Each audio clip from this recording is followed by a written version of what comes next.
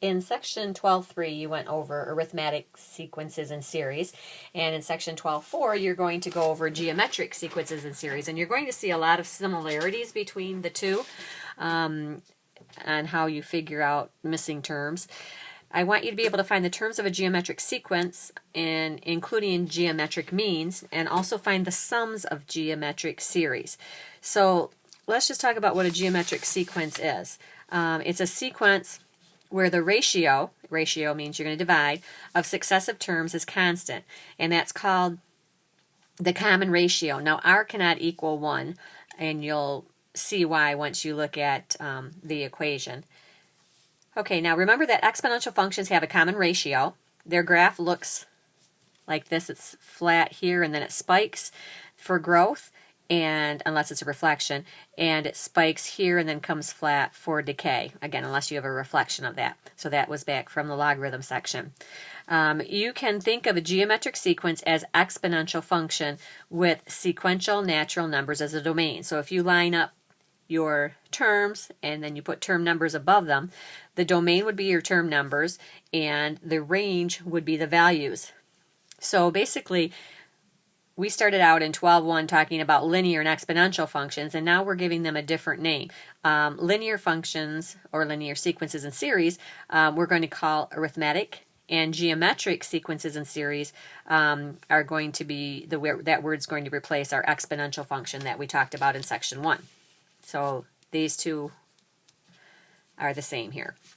All right, determine whether each sequence could be arithmetic or geometric, and if possible, find the common ratio or difference. Now, I realize I didn't give you enough room when I typed up these notes, so I'm just going to make a little table here, and you don't need to do that, but I just wanted to make it so it didn't get so messy and bunched up with the numbers. So I am subtracting from right to left, and here my difference is -7. Here, between here and here, it's -7, and between here and here, it's -7. So since the common difference is -7 between all of them, it's going to be arithmetic. And of course, I don't have to check the geometric.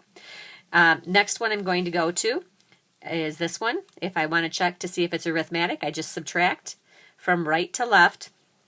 And if it is, my common difference should be the same between all of them. So as I'm subtracting, the first time I'm going to get -45 between these two numbers, and 60 minus 90 is -30. So right here, I actually can stop. I don't have to go to this one. As soon as there's a difference, I know that it's not arithmetic. So now I need to check geometric. I do 15 divided by 60, and that's going to give me 0.25. And then I go 60 divided by 90, and that's going to give me actually 2/3, but I rounded it to 0.67. So again, I just have to do those two. As soon as I get two numbers that don't match, then I know it can't be that. So this one would be neither. And then when I'm checking the last one, I'm going for the differences here between this term and this term. Oops, and I guess I started with geometric, it looks like. So let's go over to geometric and check. I'm dividing this term by this term, and then 0.2 by 1 and 1 by 5. So always go from right to left, and my common ratio is 0.2 for all of those. So that means that this one is geometric, and this is arithmetic. Okay, the general rule for geometric sequences, you may see two different ones. We've been using this one, a sub n equals a sub 1 times r to the n minus 1. A sub 1 represents your first term. Your book has this one as well, and I'm just going to be using this one, but if you go to your book for reference and see that, just know that you can use either one. Now this one means that a sub n represents the nth term, and a sub n minus 1, that's going to be your first term, and then r represents the common ratio. But you can stick with this one if you want to. I'm going to. I just wanted to point that out. That is in your textbook as well. So we're going to find the nth term in the geometric sequence. And this is going to be similar to what we did yesterday, except the rule is going to be different. I'm going to use a sub n equals a sub 1 times r to the n minus 1. Okay, so we're looking for the 7th term of the geometric. Now, on your test and on your quiz, make sure you read these carefully. This one says geometric, so I'm going to use this rule and not the one we used yesterday. And it's geometric if you get a common ratio when you're dividing. So, if you look at your rule, and I guess I need to slide it down just a little bit. If you look at your rule, we need the first term and the ratio. So we do have the first term, which is 3, and we need the ratio. So dividing here, we're going to get 4 between here and here, 4 between here and here, and 4 between here and here.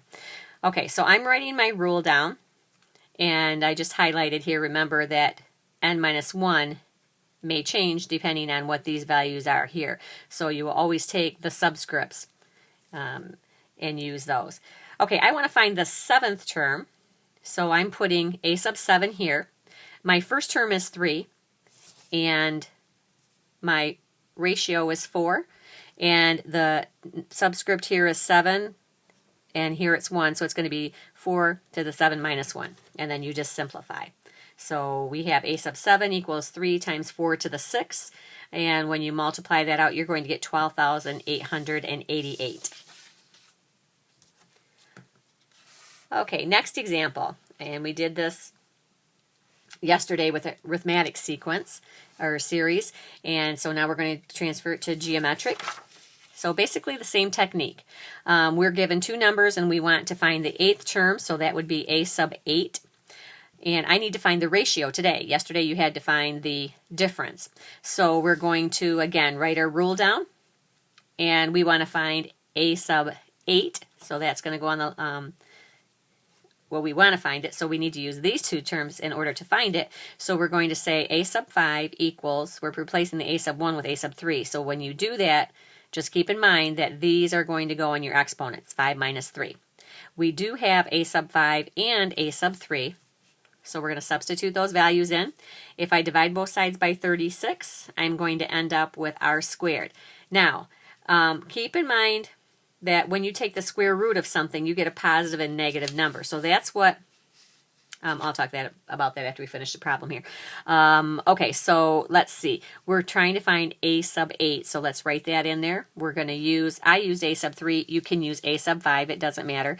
And then I have to have my ratio, and I have to put these 2 numbers in the spot where n minus 1 was.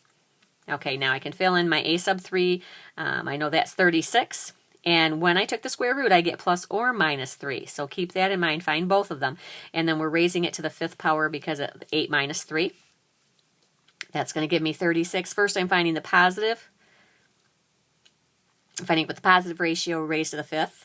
And then I wrote down with the negative ratio raised to the 5th because I have a positive and a negative ratio. So I have to keep those in mind. So when I figure this one out, enter that in my calculator, I get 8,748, and I also have negative 8,748. Now this caution is, when you're given 2 terms of a sequence, you need to make sure you consider the positive and the negative values. Now that only happens when the exponent is negative. Or sorry, is negative, that's not right. Well, let me fix that. That only happens when the exponent is even.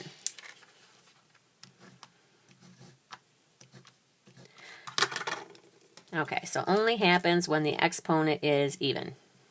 So, and for this reason, because when you take the square root of 4, it could be, when you square 2, you can get 4. When you square negative 2, you can get 4. But when you take the cubed root of a number, the cubed root of 8 is 2. It's not negative 2, because if I took negative 2 and multiplied it by itself, negative 2 times negative 2 times negative 2, I would get negative 8. So you just have to worry about when you have an even exponent. Okay, another place to find terms is the geometric mean. And basically the geometric mean, if you have geometric means, they are the terms between any 2 non-consecutive terms of a geometric sequence. So if you have, let's see, let's look at our geometric sequence, which is up here. I would be finding the geometric sequence. If I wanted to find this number, I would multiply these 2 together and take the square root, and I would get that number there. So where you use it when you have the 2 terms on either side and you want to find the term that's in the middle. And they have to be non-consecutive. So So an example of that, so we were basically trying to find what numbers in between them. I want to find the geometric mean of 1/2 and 1/32. Okay, so using the geometric mean, I multiply the two numbers and then I take the square root of them. So that would give me 1/64. I take the square root of the numerator and the denominator and I get 1/8. Now, geometric series is the indicated sum of the terms of a geometric series. So we're adding. Yesterday we did arithmetic series. So what you do here is you use this equation, and a sub 1 is the first term, r is the common ratio. So when you have your question, we have this series here, and this is indicating that I want to find the 8th term. So I need a sub 1 would go in here. N is 8. So see where S sub n is located here? It's replaced with an 8. So I know that n is 8. I know my first term is 1. And I also know that if I divide, because it's geometric, divide 16 by 8, you get 2. 8 by 4 is 2. 4 by 2, and so on. We have a ratio of 2. So then all you have to do basically is just fill in the values. So let me cover this up here. We have S sub 8 is going to equal, this is for my first term, and then I have 1 is just the same in every problem. So you put 1 in here minus my ratio, which is 2, and then n again is 1. It comes from here, so raised to the 8th power, and then the denominator is always going to be 1 minus whatever your ratio, so 1 minus 2. And then you just simplify it from there. So over here, just simplifying 2 to the 8th here, dividing by -1, and multiplying by 1, which isn't really going to change it. This is just going to change the sign. So we have 255. Now you could also have it in summation notation. So again, you still need your first term and you need your ratio. So ratio is easy to find here. It's right here.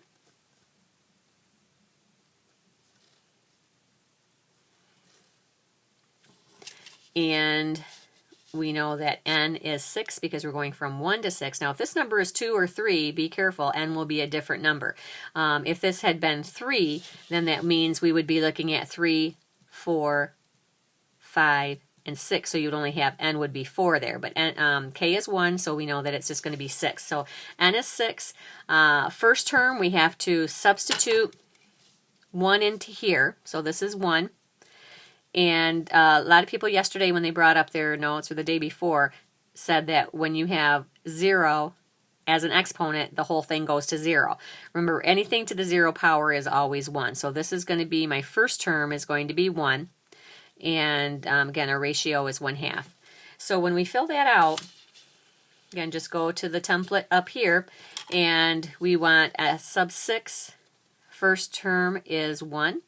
And then we have 1 for this, minus our ratio, which is 1/2, and we have to raise that to n. So that's the 6th power. And then we're dividing by 1 minus our ratio. So then all you have to do is just simplify. And that's going to be approximately negative 1.96875.